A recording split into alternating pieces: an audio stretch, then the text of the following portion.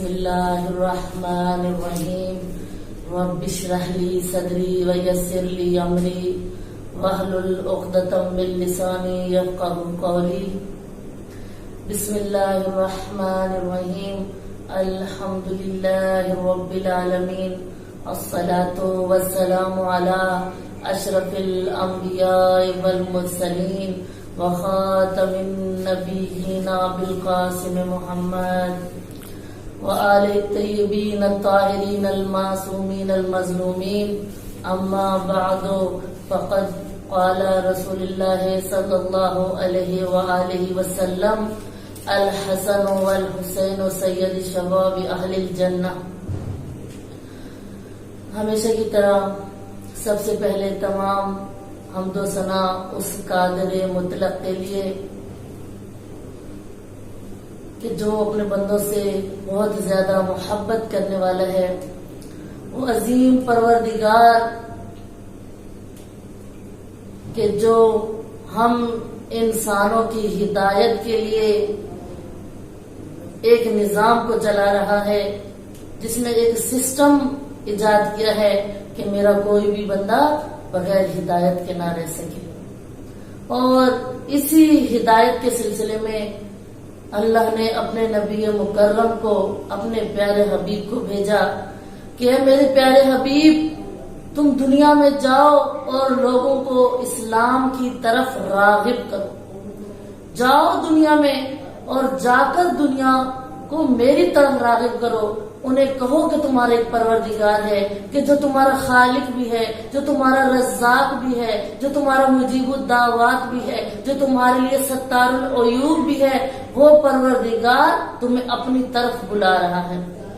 اب ادھر دیکھیے اللہ کس قدر محبت کرتا ہے کہ اس نے اپنے پیارے حبیب کو بھیجا کہ جس کی قرآن میں خدا قسمیں اٹھا رہا ہے، کبھی اسے کہتا ہے یا ایھا المزمل کہتا ہے، کہیں مدثر کے لقب سے یاد کرتا ہے، کبھی یاسین کہہ رہا ہے، کبھی طٰہٰ کہتا ہے، لیکن اس نبی سے اتنی محبت کے باوجود بھی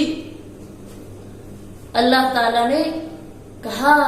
کہ اے میرے پیارے نبی، اے میرے پیارے حبیب، دنیا میں جا کر دنیا والوں کی، میرے بندوں کی ہدایت کرو۔ اور رسول اکرم ہدایت کے لیے آئے کہ جن کا اٹھنا ہمارے لیے سنت، جن کا بیٹھنا، جن کا کردار و اخلاق و سیرت کا اگر ہم مطالعہ کریں، تمام کا تمام ہمارے لیے سنت رسول ہے، یعنی اس پر چلنا ہمارے لیے باعث ثواب ہے، باعث فخر ہے۔ اب وہی رسول اکرم اپنے پیارے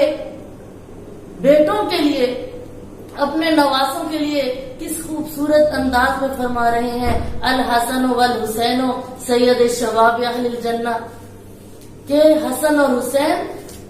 سید شباب اہل الجنہ ہیں، یعنی جوانان جنت کے سردار ہیں یہ میرے بیٹے، یہ میرے نواسے حسن و حسین جوانان جنت کے سردار ہیں۔ اور امام حسن علیہ السلام کا پہلی تاریخ انسانیت میں پہلے فرزند ہے۔ امام حسن مجتبی کہا تاریخ انسانیت میں پہلا فرزند ہے حسن مجتبی، کہ جس کی ماں بھی معصومہ ہے اور جس کا باپ بھی معصوم ہے۔ ہم تاریخ کا مطالعہ کریں، نبیوں کے دوروں کو دیکھا جائے، ان کے ادوار کو دیکھا جائے، ان کے زمانے کو دیکھا جائے، تو ہمیں یہ چیز ملتی ہے کہ اگر کسی کی ماں معصومہ ہے تو اس کا باپ معصوم نہیں ہے، لیکن تاریخ ہدایت میں سب سے پہلا فرزند حسن مجتبی ہے، کہ جن کو اللہ نے یہ شرف دیا کہ جن کی ماں بھی معصومہ ہے اور ان کا باپ بھی معصوم ہے۔ اس کے بعد یہ منصب ملا امام حسین علیہ السلام کو بھی ملا، جناب زینب کو بھی ملا، جناب ام کلثوم کو بھی ملا، لیکن کس کے بعد؟ امام حسن مجتبی کے بعد ملا۔ امام حسن مجتبی سے پہلے کوئی بھی تاریخ انسانیت کے اندر کوئی بھی ایسا فرزند نہیں تھا۔ اس قدر اللہ تعالی اپنے ہادیوں سے محبت کرنے والا ہے، کہیں ان کے لیے آیات تو نازل کرتا ہے۔ اور دیکھیے یہ منصب کوئی عام منصب نہیں تھا کہ جو امام حسن مجتبی کو ملا، اور امام حسن مجتبی کے لیے اللہ نے، میں نے اپنے پچھلے درس میں اس چیز کو بیان کیا تھا سامعین محترم، کہ اللہ نے امام حسن مجتبی کو مصداق بنایا آیت تطہیر کا، اور آج جو میں بیان کرنا چاہوں گی وہ ہے سورہ دہر میں، کہ سورہ دہر میں دیکھیے کہ اللہ نے کس طرح سے مصداق بنایا، آیت مباہلہ کو دیکھیے، آیت مودت کو دیکھیے۔ اب اگر ہم مطالعہ کریں آیت مباہلہ کا، آیت مباہلہ کو اٹھا کر دیکھیں تو اس میں دیکھیے کتنا وسیع دائرہ ہے۔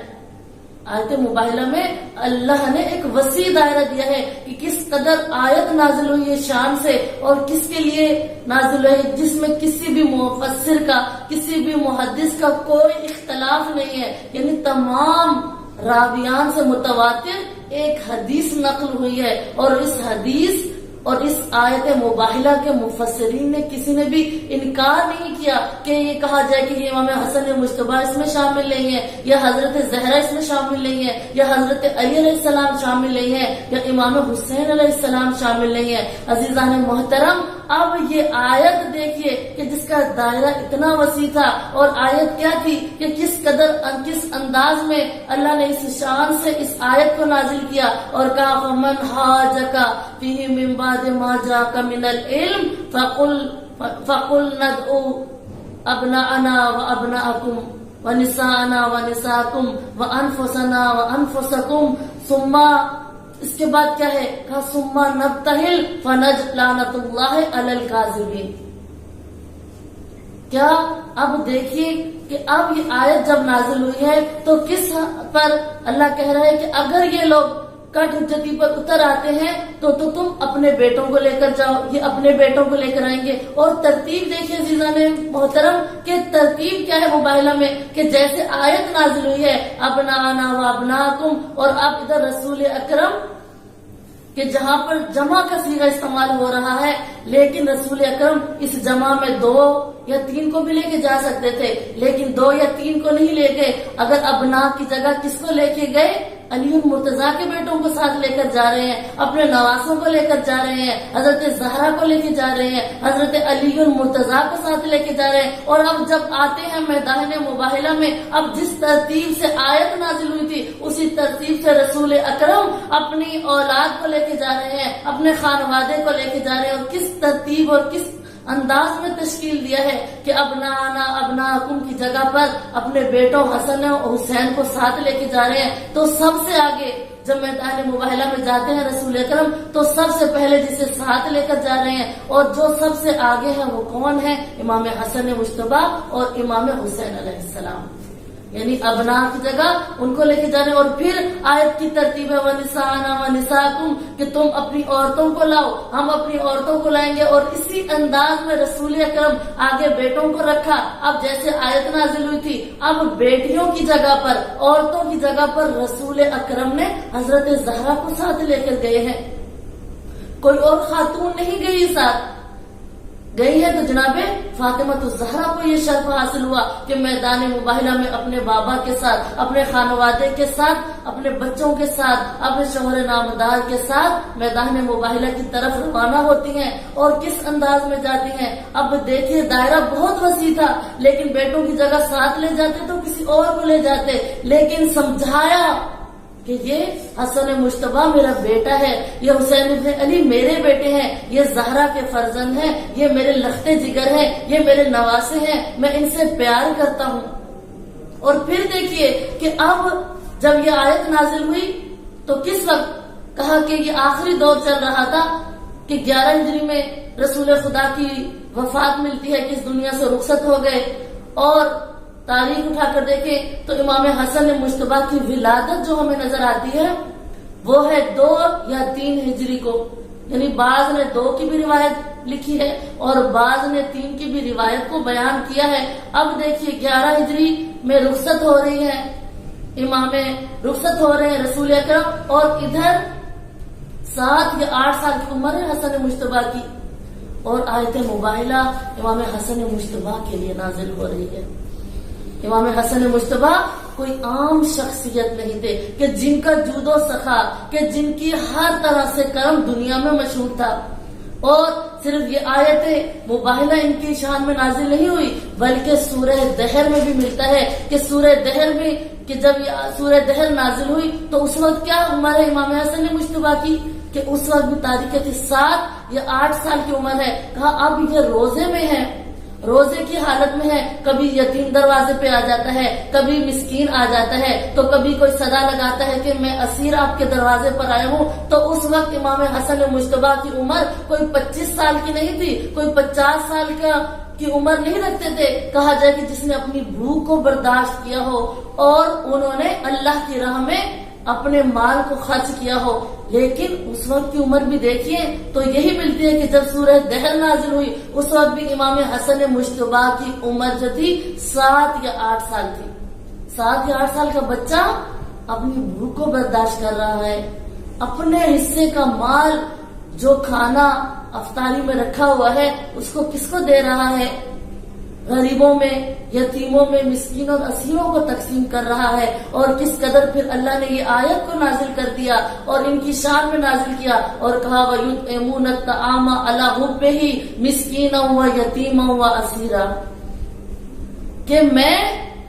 اللہ محبت کرتا ہوں ان لوگوں کے ساتھ کہ جو لوگ میرے راستے میں یعنی اللہ کی راہ میں آ کر اپنے مال کو قربان کر دیتے ہیں، اپنی بھوک کو برداشت کرتے ہیں، کبھی یتیم کو دے دیتے ہیں، کبھی مسکین کو دے دیتے ہیں اور کبھی اسیر کو اپنا سارا مال، اپنا سارا کھانا اٹھا کر اس کے نذرانہ اس کو پیش کر دیتے ہیں. یہ امام حسن مجتبیٰ کی سیرت کہ امام حسن مجتبیٰ تاریخ ہدایت میں اتنا چھوٹا بچہ کہ جس کو پہلے یہ شرف حاصل نہیں ہوا کہ جس کی ماں معصوم ہو، جس کا باپ معصوم ہو، لیکن امام حسن مجتبیٰ رسول اکرم کے پہلے فرزند ہیں کہ جن کو یہ شرف حاصل ہوا ہے. کہ اسی لیے کہا کہ امام حسن مجتبیٰ اپنے سیرت کے حوالے سے اپنے نانا سے زیادہ مشابہت رکھتے تھے. تو آئیے عزیزان گرامی آخر میں خداوند متعال سے دعا کرتے ہیں کہ یا بار الہ محمد آل محمد کے صدقہ ہماری اس قلیل سی عبادت کو اپنی بارگاہ میں قبول فرما. یا بار الہ محمد آل محمد کے صدقہ جس نے جہاں التما سے دعا کہا ہے سب کی دعاؤں پر قبولیت کی مہر لگانا. اور اول و آخر ہماری یہی دعا ہے کہ ہمارے وقت کے امام کے ظہور میں تعجیل عطا فرما. ربنا تقبل منا انک انت السمیع العلیم.